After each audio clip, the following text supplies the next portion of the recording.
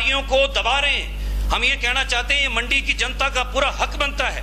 जब उनके नाम का विश्वविद्यालय आया है तो उसमें किसी भी तरह का भ्रष्टाचार अगर हुआ है, और माननीय जयराम जी का धन्यवाद भी कर रहा हूं, उन्होंने अपनी बात ही शुरू वहां से की कि इसके ऊपर इंक्वायरी करो। मैं प्रदेश की सरकार से कहना चाहता हूं, बड़ी इंक्वायरी को भी छोड़ो, ये एक क्लर्क को भी लगा दोगे इस इंक्वायरी में, वो भी 15 दिन के अंदर पूरी की पूरी इंक्वायरी ले आएगा साफ साफ करके।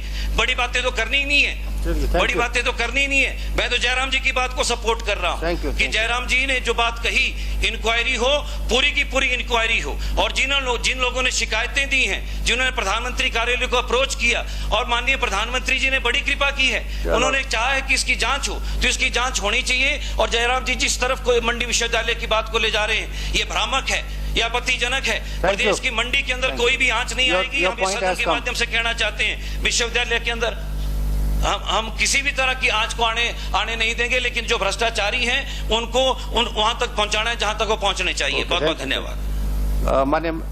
माननीय शिक्षा मंत्री जी, अगर आप इसका जवाब देकर धर्मपुर। अध्यक्ष जी, प्रश्न बड़ा विस्तृत है और चर्चा भी बड़ी विस्तृत होनी चाहिए इस प्रश्न पे चर्चा, लेकिन मुझसे बाद में मेरे बहुत से सहयोगी हैं जिनके प्रश्न लटकते हैं, इसलिए मेरा कंसर्न अपनी कॉन्स्टिट्यूंसी पर ही रहेगा। और सिविल अस्पताल मेरे पास 2 हैं, एक रेफरल अस्पताल सरकाघाट है, 3 महत्वपूर्ण अस्पताल हैं, लेकिन वहाँ की ओपीडी और टांडा की, हमीरपुर की और मंडी मेडिकल कॉलेज की ओपीडी को आप देखोगे तो तीनों ओपीडी में हमारा जो अधिकांश मरीज है वो हमारा है। इसलिए क्योंकि जमीनी स्तर पर जो हमारा ढांचा है वो बिल्कुल मजबूत नहीं है। मैं माननीय मंत्री जी से, इनके पूरी की पूरी टीम से यह आग्रह करना चाहता हूं कि इसको आप गंभीरता से लें, क्योंकि इन प्रश्नों के ऊपर बोलना ही हमारा बेसिकली मैंडेट भी है और हमें इस पे लगातार बोलना है। और ये रोजमर्रा के प्रश्न है जो समाज के सामने इस वक्त में है।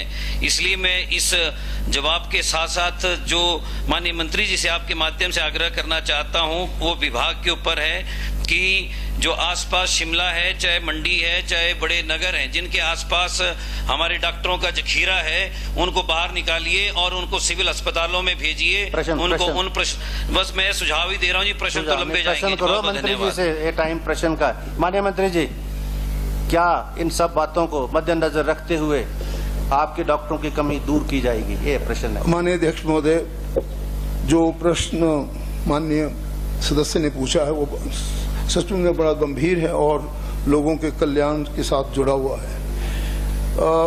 वास्तव में ऐसे मैटर्स पर minimum half an hour discussion होना ही अनिवार्य होता है, परंतु इन्होंने बड़ा डिटेल प्रश्न पूछा है। No doubt I will try to answer you some of the relevant things. आप तो डेपुटेशन जो है वो कैंसिल करके ये बोल दो, एश्योरेंस दे दो, इनकी डॉक्टरों की कमी दूर कर देंगे। डॉक्टर्स की कमी है, देयर इज नो डाउट। 500 में से अभी तक सिर्फ 300 लगे हैं और 200 डॉक्टर्स हम लगाने जा रहे हैं। We are in the process of I think rationalising the specialist particularly, क्योंकि specialist are given sir on the against the MOs, GDMOs। तो एमओ के अगेंस्ट ही स्पेशलिस्ट दिए गए। There is no specialist cadre as सच।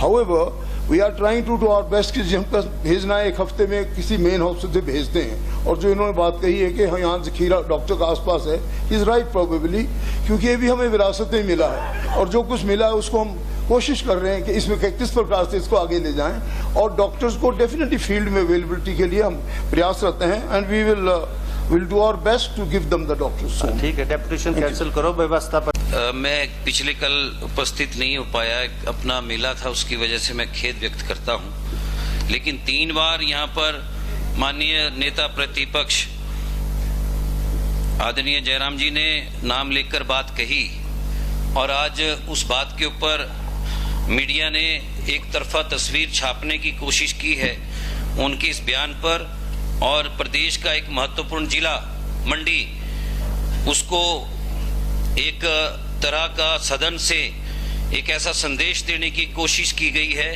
जो कि राजनीति से प्रेरित है, भ्रामक है तथा गैर जिम्मेदाराना है। नेता प्रतिपक्ष से ये उम्मीद नहीं की जाती कि वो इस तरह से किसी राजनीतिक जिला को एक इकाई के तौर पर अपनी विपौती समझे। हम भी उसी जिला से हैं अध्यक्ष जी, और जिस तरह से ये चीज प्रस्तुत की गई है जिस भ्रष्टाचार को हम उजागर करना चाहते हैं, और ये पहली बार नहीं, हम लगातार उस बात को कह रहे हैं जो बात आदरणीय जयराम जी की सरकार में जनता ने उनके तक पहुंचाई, और वो बात प्रधानमंत्री कार्यालय तक पहुंची, वहां से जांच की बात उठी, और वो जांच विजिलेंस को कहा गया करने के लिए, वो जांच कहा गया शिक्षा विभाग को अपने स्तर पे करने के लिए।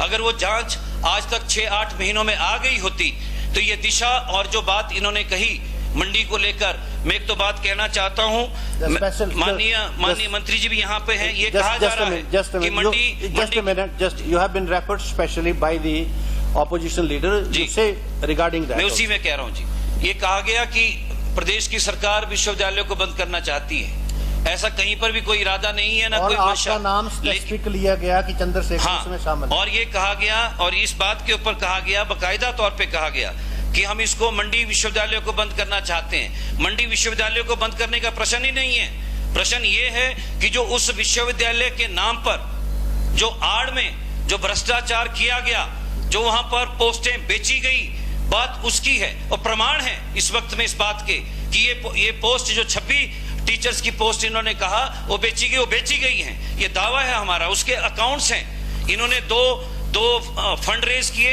एक हिमाचल हिम साइंस कांग्रेस के नाम का एक संगठन खड़ा किया गया, उसी संगठन के लोगों को रूट किया गया, सोलोनी यूनिवर्सिटी से रूट किया गया, उनको प्लांट कर दिया गया मंडी विश्वविद्यालय के अंदर। नंबर 1। नंबर 2, उनकी ट्रांजैक्शन हुई जब ये इंटरव्यू होते थे अध्यक्ष जी, उससे 3-4 दिन पहले ट्रांजैक्शन होती थी। उपाध्याय नाम का एक और संगठन है जिसमें इस पैसे को डाला गया, और वो रिपोर्ट्स हमारे पास हैं। तीसरा बड़ा महत्वपूर्ण है वो ये कि अखिल भारतीय विद्यार्थी परिषद का राष्ट्रीय उपाध्यक्ष जब नियुक्ति में बैठ रहा है, हर तरह की नियुक्ति में बैठ रहा है, वो गैर राजनीतिक कैसे हो सकती है वो अपॉइंटमेंट। नंबर 1। नंबर 2, जो वहां पर ट्रांजैक्शन हुई है वो बड़े पैमाने पर हुई है। आपने टीजीटी लेवल के एक अध्यापक को उठाकर सीधा विश्वविद्यालय के असिस्टेंट प्रोफेसर की ड्यूटी उस पे उसको लाद दिया। आप कैसे कर सकते हो? किस एक्सपीरियंस के आधार पर आपने वो किया? जयराम जी को गुमराह किया गया है। जयराम जी को एक इंजन मिला है आजकल, उसको मुश्किल से चला रहे हैं। ये डबल इंजन वाले थे और एक तरफा तस्वीर इनको दी गई है। ये भ्रष्टाचार। हमसे जुड़े रहने के लिए हमारे YouTube चैनल को सब्सक्राइब करें और नई वीडियो की नोटिफिकेशन के लिए बेल आइकॉन को दबाएं।